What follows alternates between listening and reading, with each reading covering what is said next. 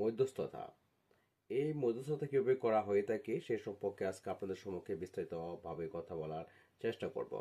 যখন বাদী আদালতে একটি মামলা দায়ের করে, মামলা দায়ের করার পরিপ্রেক্ষিতে যখন মামলাটি এডিআর এর জন্য যখন প্রস্তুত করা হয়, তখন আদালত একটি মিডিয়েশন করার জন্য একটি পক্ষকে আদেশ দেওয়া হয়। অর্থাৎ যখন সমন জারি হয়ে যায় এবং বিবাদী যখন আদালতে যখন জবাব দাখিল করে, সে জবাব দাখিল করার পর মামলাটি বিজ্ঞ বিচারক সেটি কিন্তু মুলতবি করে দেন। মুলতবি করে দেওয়ার পর সেই মামলাটিকে একটি মিডিয়েশন বা এটাকে মধ্যস্থ করার জন্য পাঠায়া দেন।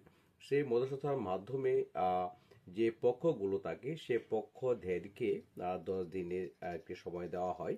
সেই 10 দিনের ভিতরে একজন মধ্যস্থতা নিয়োগ করার জন্য।